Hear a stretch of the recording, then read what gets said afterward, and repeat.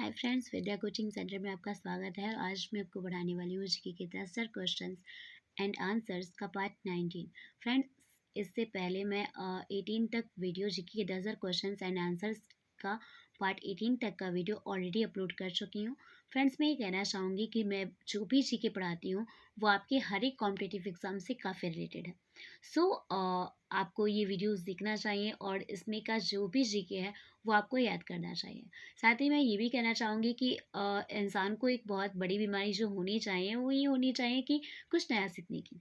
सो अगर आप स्टडी की पर्पज़ से ना भी लिखना चाहें या फिर किसी भी एग्ज़ाम्स के पर्पज़ से ना भी लिखना चाहें, तब भी आप नॉलेज के पर्पज़ से इस वीडियोज़ को देख सकते हैं। साथ ही मैं ये कहना चाहूँगी कि आप अगर 20 मिनट या 15 मिनट यहाँ पे लगा रहे हैं इस वीडियो को देखने में और आपको लग रहा है कि आपका ये 15 मिनट या 20 मिनट बहुत ही ज़्यादा वेस्ट जा रहा है, देन आप इस वीडियो को बिल्कुल ना देखें। लेकिन अगर आपको लग रहा है कि ये सारे जो मिनट्स हैं जो कि आप मेरी वीडियोस को देखने में लगा रहे हैं वो यूज़फुल हो रहा है, तो आप मेरे वीडियोस को देखें और उन्हें लाइक कीजिए और मेरे चैनल को सब्सक्राइब कीजिए।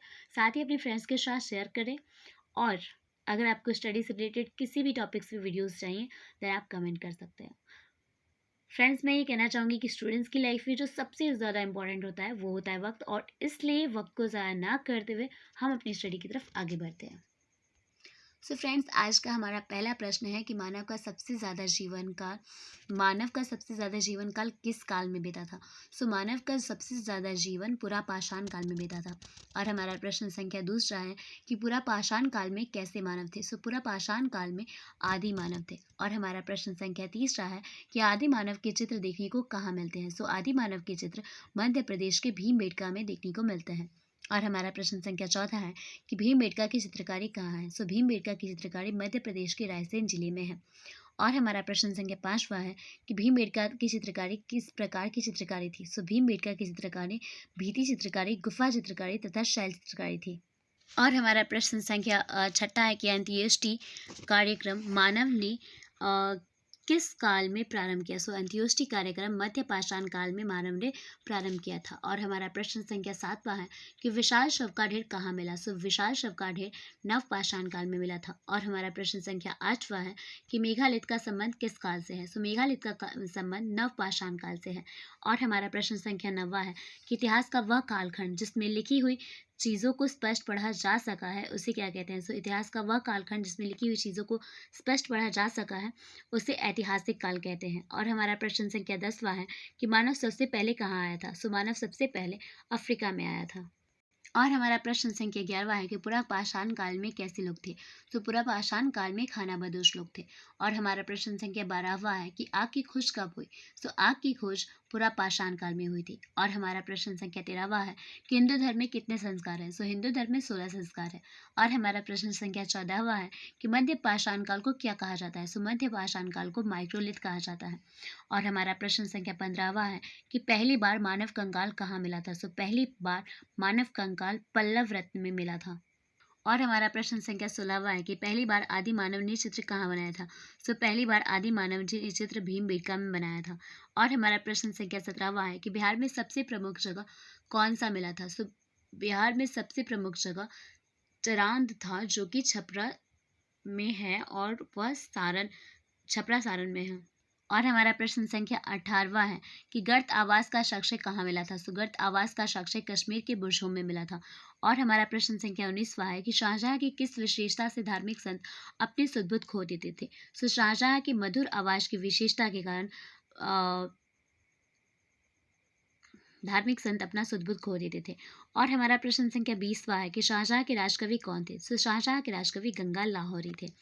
और हमारा प्रश्न संख्या 21वां है कि शिवाजी के गुरु कौन थे। सो शिवाजी के गुरु दादाजी कोंडदेव थे। और हमारा प्रश्न संख्या 22वां है कि शिवाजी ने सूरत शहर को कब लूटा। सो शिवाजी ने सूरत शहर को 1664 ईस्वी में लूटा था। और हमारा प्रश्न संख्या 23वां है कि मुगल शासक जो एक नर्तकी लाल कुंवर के वश में था वह कौन था। तो वह जहारदार शाह था। और हमारा प्रश्न संख्या 24वां है कि मुगल दरबार में ईरानी दल के नेता का कौन नेता था। सो मुगल दरबार में ईरानी दल का नेता जुल्फ़िकार खां था। और हमारा प्रश्न संख्या 25वां है कि शिवाजी का उत्तराधिकारी कौन था। सो शिवाजी का उत्तराधिकारी संभाजी थे। और हमारा प्रश्न संख्या 26वां है कि शिवाजी की राजधानी कहाँ थी। सो शिवाजी की राजधानी रायगढ़ में थी। और हमारा प्रश्न संख्या 27वां है कि उत्तरवर्ती मुगल काल में किंग मेकर के नाम से कौन जाने जाते हैं। सो उत्तरवर्ती मुगल काल में किंग मेकर के नाम से सैयद बंधु जाने जाते हैं, जिनमें हुसैन अली खां एवं अब्दुल्ला खां थे। और हमारा प्रश्न संख्या 28वां है कि मुगल काल में सेकंड किंग मेकर के नाम से जाना जाता है। मुगल काल में सेकंड किंग मेकर के नाम से गाजी उद्दीन फिरोज जंग जाने जाते हैं। और हमारा प्रश्न संख्या 29 है कि हॉलैंड वासियों ने डच ईस्ट इंडिया कंपनी की स्थापना कब की थी। हॉलैंड वासियों ने डच ईस्ट इंडिया कंपनी की स्थापना 1602 ईस्वी में की थी। और हमारा प्रश्न संख्या 30वां है कि भारत में डचों की महत्वपूर्ण बस्तियों की स्थापना का वर्ष क्या था है। भारत में डचों की महत्वपूर्ण बस्तियों की स्थापना का वर्ष मुसलीपट्टनम की स्थापना का वर्ष 1605 ईस्वी था। पुलिकट बस्ती की स्थापना का वर्ष 1610 ईस्वी था। और सूरत बस्ती की स्थापना का वर्ष 1616 ईस्वी था। चिंसूरा का 1653 ईस्वी था। कासिम बाजार का 1658 ईस्वी था। और पटना का 1658 ईस्वी था। साथ ही बालासोर का भी 1658 ईस्वी था। और नागपट्टनम का भी स्थापना वर्ष 1658 ईस्वी था। और कोचीन का स्थापना वर्ष 1663 ईस्वी था। और हमारा प्रश्न संख्या 31 है कि बंगाल, बिहार और उड़ीसा मिलाकर बंगाल प्रांत की स्थापना कब की गई। बंगाल, बिहार और उड़ीसा को मिलाकर बंगाल प्रांत की स्थापना 1733 ईस्वी में की गई थी। और हमारा प्रश्न संख्या 32 है कि अली वर्दी खां बंगाल का नवाब कब बना। अली वर्दी खां बंगाल का नवाब 1740 ईस्वी में बना था। और हमारा प्रश्न संख्या 33 है कि अली वर्दी खां के मृत्यु के बाद बंगाल की गद्दी पर कौन बैठा। अली वर्दी खां की मृत्यु के बाद बंगाल की गद्दी पर सिराजुद्दौला बैठा था। और हमारा प्रश्न संख्या 34 है कि सिराजुद्दौला बंगाल का नवाब कब बना। सिराजुद्दौला बंगाल का नवाब 1756 ईस्वी में बना था। और हमारा प्रश्न संख्या 35 है कि सिराजुद्दौला के बचपन का नाम क्या था। सिराजुद्दौला के बचपन का नाम मिर्जा मोहम्मद था। और हमारा प्रश्न संख्या 36 है कि सिराजुद्दौला के माता पिता का नाम क्या था। सिराजुद्दौला के माता का नाम आमीना बेगम था। और हमारा प्रश्न संख्या 37 है कि सिराजुद्दौला का सेनापति कौन था। सिराजुद्दौला का सेनापति मीर जाफर था। और हमारा प्रश्न संख्या 38 है कि लॉर्ड क्लाइव ने बंगाल, बिहार और उड़ीसा की दीवानी मुगल बादशाह से किस संधि के तहत प्राप्त की थी। लॉर्ड क्लाइव ने बंगाल, बिहार और उड़ीसा की दीवानी मुगल बादशाह से इलाहाबाद की संधि के तहत प्राप्त की थी, जो कि 1765 ईस्वी में हुई थी। और हमारा प्रश्न संख्या 39 है कि वैध शासन पद्धति की समाप्ति किस गवर्नर द्वारा की गई थी। वैध शासन की पद्धति की समाप्ति वारेन हेस्टिंग्स के द्वारा की गई थी। और हमारा प्रश्न संख्या 40 है कि 1773 के रेगुलेटिंग एक्ट के द्वारा कलकत्ता में जिस सुप्रीम कोर्ट की स्थापना की गई थी, उसका पहला मुख्य न्यायाधीश कौन था। 1773 के रेगुलेटिंग एक्ट के द्वारा कलकत्ता में जिस सुप्रीम कोर्ट की स्थापना की गई थी, उसका मुख्य न्यायाधीश एम्पे था। और हमारा प्रश्न संख्या 41 है कि लॉर्ड कॉर्नवालिस के नेतृत्व में लाई गई पुलिस व्यवस्था की शुरुआत पहले भारत में हुई या ब्रिटेन में। लॉर्ड कॉर्नवालिस के नेतृत्व में लाई गई पुलिस व्यवस्था की शुरुआत भारत में हुई थी। और हमारा प्रश्न संख्या 42 है कि 1833 के चार्टर द्वारा शिक्षा पर खर्च करने के लिए कितनी राशि स्वीकृति की गई थी। 1833 चार्टर के द्वारा शिक्षा पर खर्च करने के लिए 1 लाख रुपए वार्षिक की राशि स्वीकृति की गई थी। और हमारा प्रश्न संख्या 43 है कि दिल्ली दरबार का आयोजन कब किया गया था।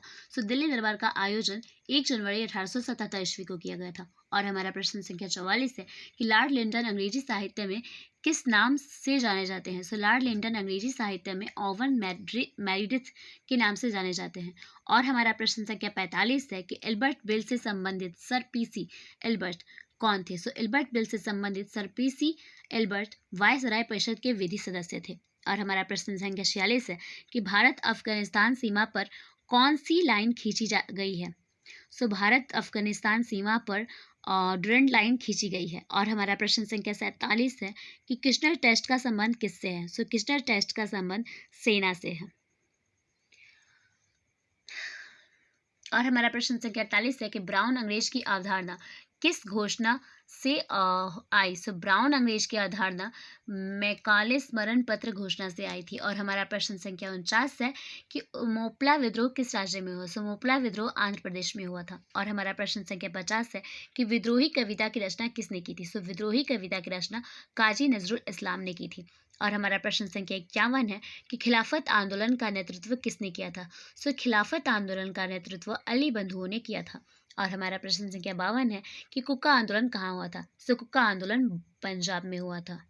और हमारा प्रश्न संख्या 53 है कि काकोरी कांड कब हुआ था? सो काकोरी कांड 1925 ईस्वी में हुआ था। और हमारा प्रश्न संख्या 54 है कि काकोरी कांड में किसे मृत्युदंड दिया गया था? सो काकोरी कांड में राम प्रसाद बिस्मिल, राजेंद्र लाहिरी और अशफाक उल्लाह खां को मृत्युदंड दिया गया था। और हमारा प्रश्न संख्या 55 है कि सबके लिए एक जाति, एक धर्म और एक ईश्वर का नारा किसने दिया था? सो सबके लिए एक जाति, एक धर्म और एक ईश्वर का नारा श्री नारायण गुरु ने दिया था। और हमारा प्रश्न संख्या 56 है कि किस दल ने प्रत्यक्ष कार्यवाही दिवस की घोषणा की थी? सो मुस्लिम लीग ने प्रत्यक्ष कार्यवाही की दिवस की घोषणा की थी। और हमारा प्रश्न संख्या 57 है कि मैं एक क्रांतिकारी के रूप में कार्य करता हूँ, यह कथन किसका है? सो यह कथन जवाहरलाल नेहरू का है। और हमारा प्रश्न संख्या 58 है कि विमान दुर्घटना में सुभाष चंद्र बोस की मृत्यु किस वर्ष हुई? सो विमान दुर्घटना में सुभाष चंद्र बोस की मृत्यु 18 अगस्त 1945 ईस्वी को हुई थी। और हमारा प्रश्न संख्या 59 है कि कांग्रेस के लोग पदों के भूखे हैं, यह कथन किसका है? सो कांग्रेस के लोग पदों के भूखे हैं, यह कथन बंकिम चंद्र चटर्जी का है। और हमारा प्रश्न संख्या 60 है कि मोहनदास करमचंद गांधी को महात्मा की उपाधि किसने दी थी? सो मोहनदास करमचंद गांधी को महात्मा की उपाधि रविंद्रनाथ टैगोर ने दी थी। और हमारा प्रश्न संख्या 61 है कि सुभाष चंद्र बोस के राजनीतिक गुरु कौन थे? सो सुभाष चंद्र बोस के राजनीतिक गुरु देशबंधु चित्तरंजन दास थे। और हमारा प्रश्न संख्या 62 है कि प्रियदर्शनी किसका उपनाम है? सो प्रियदर्शनी श्रीमती इंदिरा गांधी का उपनाम है। और हमारा प्रश्न संख्या 63 है कि भारतीय विदेश नीति के निर्माता कौन है? सो भारतीय विदेश नीति के निर्माता पंडित जवाहरलाल नेहरू हैं। और हमारा प्रश्न संख्या 64 है कि ऋग्वेद तथा यजुर्वेद का हिंदी अनुवाद किसने किया था? सो ऋग्वेद तथा यजुर्वेद का हिंदी अनुवाद स्वामी दयानंद सरस्वती ने किया था। और हमारा प्रश्न संख्या 65 है कि आर्य समाज को भारतीय अशांति का जन्मदाता कौन मानता था? सो आर्य समाज को भारतीय अशांति का जन्मदाता थिरौल मानता था। और हमारा प्रश्न संख्या 66 है कि भारत की स्वतंत्रता के समय ब्रिटेन का प्रधानमंत्री कौन था? सो भारत की स्वतंत्रता के समय ब्रिटेन का प्रधानमंत्री क्लीमेंट एटली था। और हमारा प्रश्न संख्या 67 है कि महात्मा गांधी को अर्धनग्न फकीर किसने कहा था? सो महात्मा गांधी को अर्धनग्न फकीर चर्चिल ने कहा था। और हमारा प्रश्न संख्या 68 है कि भारत का बिस्मार्क कहा जाता है? सो भारत का बिस्मार्क कहा जाता है सरदार वल्लभ भाई पटेल को। और हमारा प्रश्न संख्या 69 है कि करजन वायली की हत्या किसने की थी? सो करजन वायली की हत्या मदन लाल धिंगरा ने की थी। और हमारा प्रश्न संख्या 70 है कि शहीद आजम के नाम से कौन जाने जाते हैं? सो शहीद आजम के नाम से भगत सिंह जाने जाते हैं। और हमारा प्रश्न संख्या 71 है कि इनकलाब जिंदाबाद का हिंदी रूपांतरण क्या है? सो इनकलाब जिंदाबाद का हिंदी रूपांतरण क्रांति अमर हो है। और हमारा प्रश्न संख्या 72 है कि रानी लक्ष्मीबाई की समाधि किस नगर में है? सो रानी लक्ष्मीबाई की समाधि ग्वालियर में है। और हमारा प्रश्न संख्या 73 है कि वह क्रांतिकारी कौन था जो बाद में महान योगी बन गया? सो अरविंद घोष। और हमारा प्रश्न संख्या 74 है कि सॉन्डर्स की हत्या किसने की? सॉन्डर्स की हत्या भगत सिंह ने की थी। और हमारा प्रश्न संख्या 75 है कि भारतीय राष्ट्रीय जागरण का जनक किसे कहा जाता है? सो भारतीय राष्ट्रीय जागरण का जनक राजा राम मोहन राय को कहा जाता है। और हमारा प्रश्न संख्या 76 है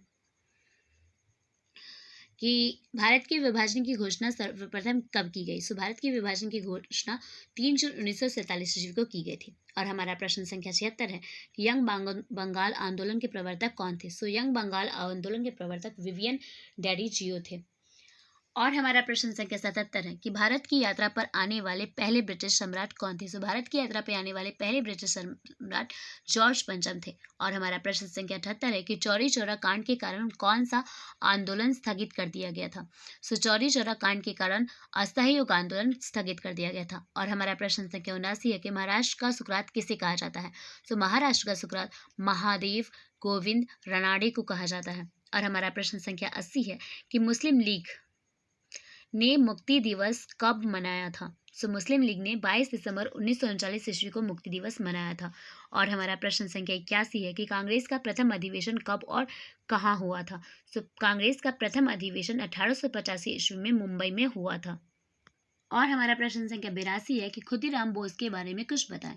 तो 1908 में सेशन जज किंग्सफोर्ड की गाड़ी पर बम फेंकने के कारण बैनी रेलवे के स्टेशन पर गिरफ्तार हुए। 11 अगस्त 1908 को फांसी के तख्ते पर झूलते हुए शहीद हो गए। और हमारा प्रश्न संख्या 83 है कि एशियाटिक सोसाइटी की स्थापना कब हुई थी। तो एशियाटिक सोसाइटी की स्थापना 1784 ईस्वी में हुई थी। और हमारा तथा इसके संस्थापक विलियम जॉन्स थे। और हमारा प्रश्न संख्या 84 है कि पृथ्वी शिखर सम्मेलन किससे संबंधित है। सो पृथ्वी शिखर सम्मेलन पर्यावरण से संबंधित है। और हमारा प्रश्न संख्या 85 है कि चिपको आंदोलन के संस्थापक कौन थे। सो चिपको आंदोलन के संस्थापक सुंदरलाल बहुगुणा थे। और हमारा प्रश्न संख्या 86 है कि दूरदर्शन धारावाहिक महाभारत के निर्देशक कौन थे। सो दूरदर्शन धारावाहिक महाभारत के निर्देशक बी.आर. चोपड़ा थे। और हमारा प्रश्न संख्या 87 है कि दूरदर्शन धारावाहिक रामायण के निर्देशक कौन थे। तो दूरदर्शन धारावाहिक रामायण के निर्देशक रामानंद सागर थे। और हमारा प्रश्न संख्या 88 है कि बिहार का प्राचीन नाम क्या है। सो बिहार का प्राचीन नाम अवध है। और हमारा प्रश्न संख्या 89 है कि ललित कला एकेडमी कहाँ स्थित है। सो ललित कला एकेडमी नई दिल्ली में स्थित है। और हमारा प्रश्न संख्या 90 है कि नर्मदा बचाओ अभियान के नेता कौन है। तो नर्मदा बचाओ अभियान के नेता मेधा पाटेकर है। और हमारा प्रश्न संख्या 91 है कि सबसे कम उम्र में भारत रत्न की उपाधि किसे प्रदान की गई। सो सबसे कम उम्र में भारत रत्न राजीव गांधी को प्राप्त हुआ था। और हमारा प्रश्न संख्या 92 है कि रमन अनुसंधान केंद्र कहाँ स्थित है। सो रमन अनुसंधान केंद्र बंगलोर में स्थित है। और हमारा प्रश्न संख्या 93 है कि भारत पाक शिमला समझौता कब हुआ था। सो भारत पाक शिमला समझौता 3 जुलाई 1972 ईस्वी को हुआ था। और हमारा प्रश्न संख्या 94 है कि हमारे देश को सर्वप्रथम इंडिया की नाम की संज्ञा किसने दी थी। सो हमारे देश को सर्वप्रथम इंडिया नाम की संज्ञा यूनानियों ने दी थी। और हमारा प्रश्न संख्या 95 है कि ओणम किस राज्य का त्यौहार है। सो ओणम केरल राज्य का त्यौहार है। और हमारा प्रश्न संख्या 96 है कि बोडो आंदोलन किस राज्य का आंदोलन है। सो बोडो आंदोलन असम राज्य का आंदोलन है। और हमारा प्रश्न संख्या 97 है कि किस स्टेडियम को क्रिकेट का मक्का कहा जाता है। सो लॉर्ड्स स्टेडियम को क्रिकेट का मक्का कहा जाता है। और हमारा प्रश्न संख्या 98 है कि किस महापुरुष को साबरमती का संत कहा जाता है। सो महात्मा गांधी को साबरमती का संत कहा जाता है। और हमारा प्रश्न संख्या 99 है कि भारत की व्यापारिक राजधानी कहाँ है। सो भारत की व्यापारिक राजधानी मुंबई है। और हमारा प्रश्न संख्या 100 है कि बेलूर मठ के संस्थापक कौन थे। सो बेलूर मठ के संस्थापक स्वामी विवेकानंद थे।